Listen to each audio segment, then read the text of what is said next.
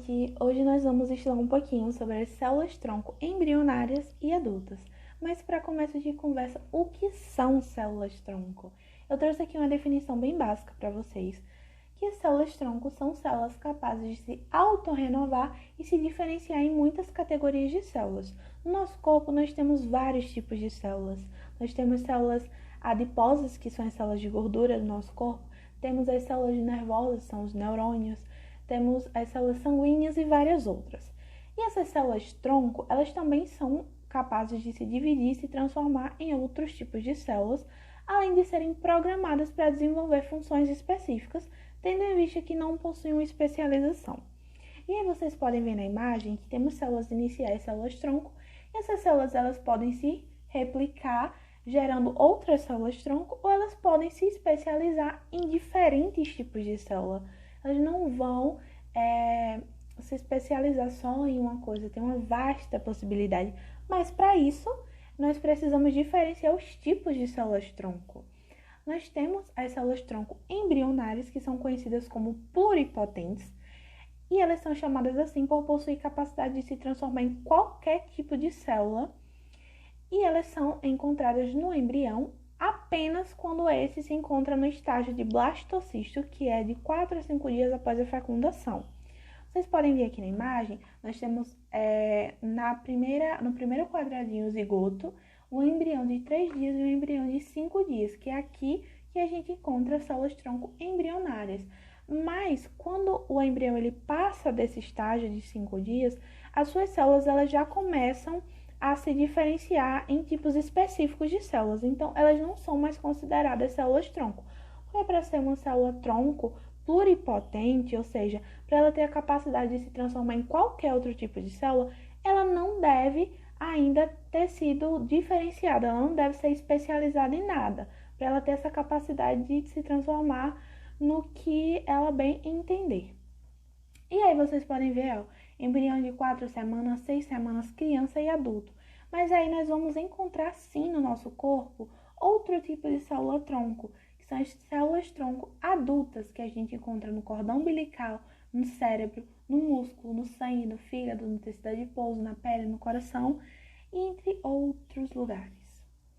Essas células-tronco adultas, elas se encontram principalmente na medula óssea e no sangue do cordão umbilical, mas cada órgão do nosso corpo ele possui um pouco de células-tronco para poder renovar as células ao longo da vida, e elas podem se dividir para gerar uma célula nova ou se diferenciar. As células-tronco adultas são chamadas de multipotentes por serem menos versáteis que as embrionárias. Então lembrem, células-tronco embrionárias são conhecidas como pluripotentes e têm a capacidade de se transformar em qualquer outro tipo de célula. Já as células-tronco adultas são conhecidas como multipotentes e elas já têm mais uma limitação, elas não são tão versáteis. Além dessas células-tronco embrionárias e adultas, nós ainda temos um terceiro tipo, que são as células pluripotentes induzidas. Um cientista lá em 2007, ele pegou células do tecido da pele e fez com que elas voltassem a ser do tipo embrionárias, ou seja, ele pegou lá uma célula e reprogramou ela. Isso foi um avanço incrível para a medicina, tanto é que ele levou o Prêmio Nobel de Medicina em 2012 por esse avanço, por essa descoberta incrível de que células do nosso corpo, células que não eram embrionárias, que não eram pluripotentes, elas tinham a capacidade de serem programadas para voltar a ser embrionárias e desempenhar esse papel de se transformar em outros tipos de célula. E por que isso é importante? Por que as células-tronco elas são importantes? Então, galera, é o seguinte, existem várias doenças as quais acontece a degeneração de algum tecido no nosso corpo.